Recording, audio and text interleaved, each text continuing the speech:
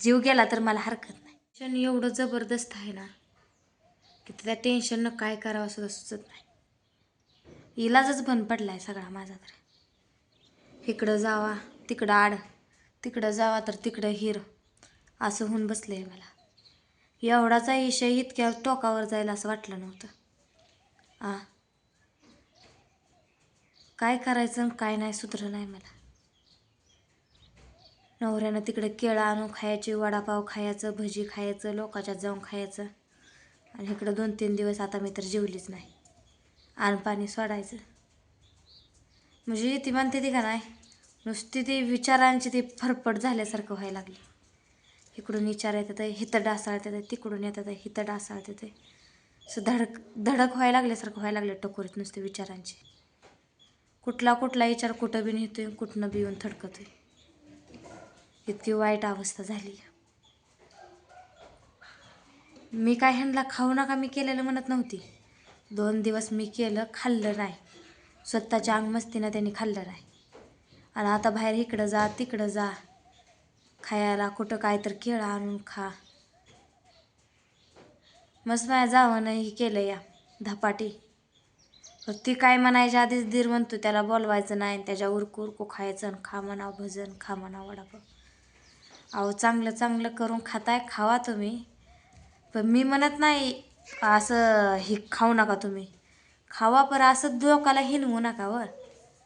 त्यांचं तिकडं काय का खायना ते, इकडं मी उपाशी का मरणा, मला खाय म्हणून सुद्धा बोलवा येऊ नका.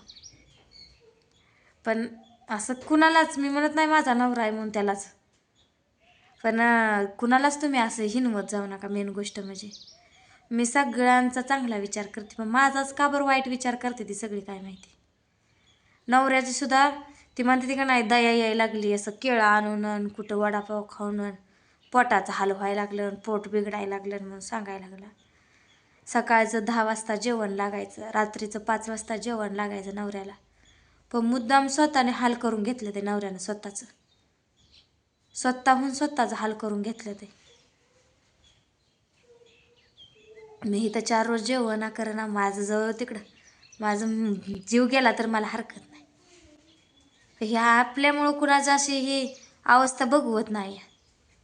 मस्त ती माझ्याबद्दल वाईट विचार नवरा करतोय, पण माझंच मन एवढं हळवं आहे की लगेच जाऊन तिथं पागाळतंय. असं माझं मन आहे.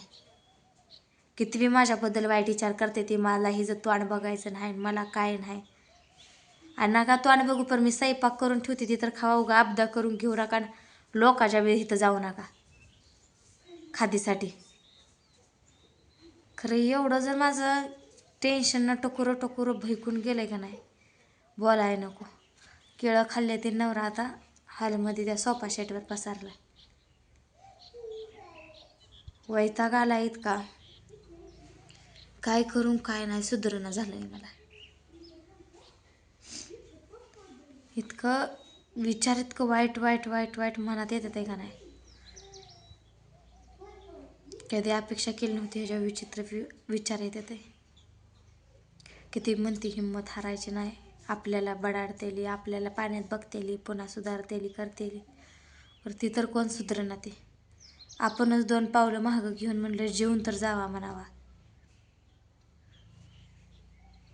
आता त्या बाबाला बोलाय जावा, हे बाबा माझ्या टकोरीत आज दोटा घालाय बसलाय. कधी टकोरं कसं भैकल नवऱ्याचं सांगता येत नाही. विचारानं वैताग घेऊन गेलाय नुसता.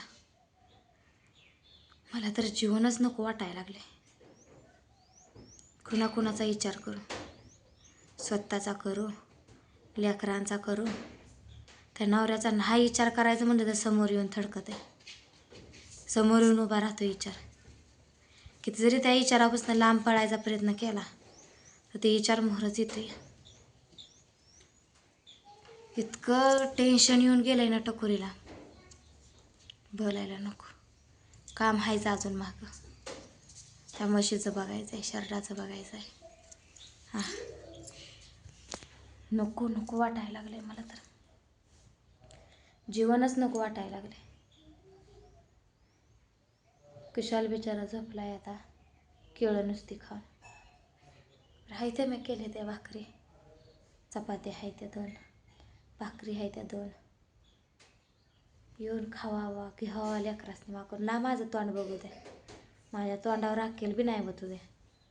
जगात तमाशा कशाला दाखवायचा मी म्हणते. इकडं केळं आणून मी खायला लागलो. इकडून भाव म्हणतो मी धपाटी खाणार, ह्याला नाही देणार. काय करायचं आहे उगाचच. चांगलं चुंगलं मला ते हाय भाकरी कालवण करून खावा वाटा नाही. चांगलं चुंगलं कवा खावा. मटण केलं त्या दिवशी जाऊ बोलवते खायला.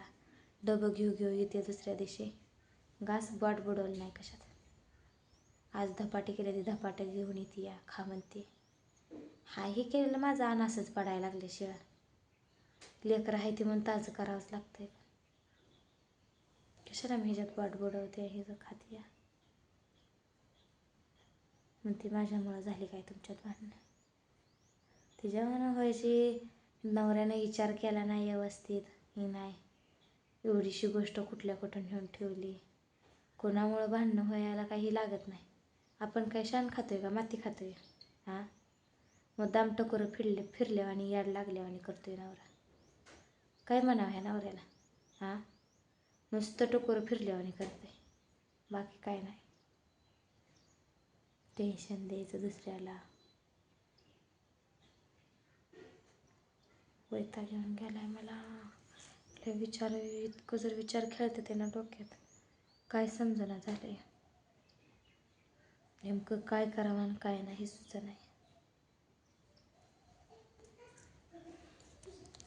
लेकरं आहे ती खाते ती करते ती खेळते ती बरं आई. किती जरी लेकरांना ही गुरमाळ तरी हाय. आता लेकरं येते ती मम्मी मला हे पाहिजे, मम्मी ते पाहिजे. ही भाकरी कालवून खावा. काय करणार आहे मी तरी. टकुरीला एवढा टेन्शन आलं आहे. कधीच आलं नाही मला आयुष्यात.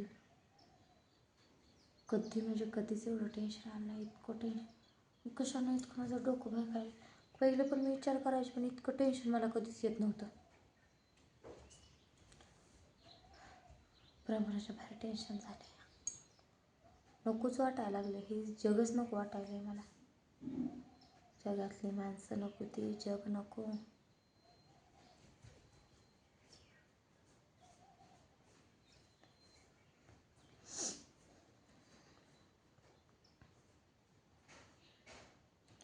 कुठं काय मन लागना काय करना. पुरीला शाळेत जाणं तेवढं सकाळी लवकर उठून तिला डबा देते करून. जरा डबा दिला करून का त्या म्हशीचं बघायचंच आहे. शर्टाचं बघायचंच आहे. आणि त्यांचं बघितलं का हे एक साडी पोरांची कापडं घेऊन टाकायची आहेत. नकोच वाटतंय मला ते. कायच नको. हे कराय बी नको, धराय बी नको, बसाय बी नको, उठाय बी नको, झोपाय बी नको. झोपलं तर झोप लागत नाही.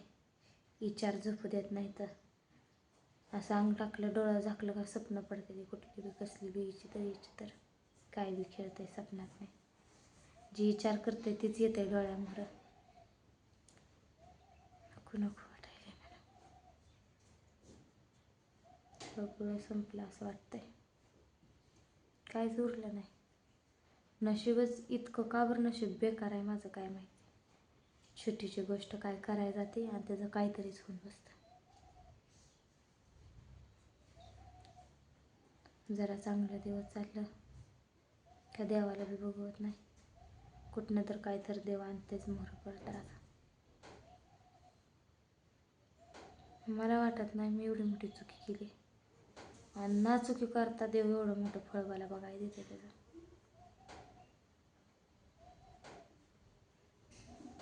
शरीर झिजलेलं वेगळं.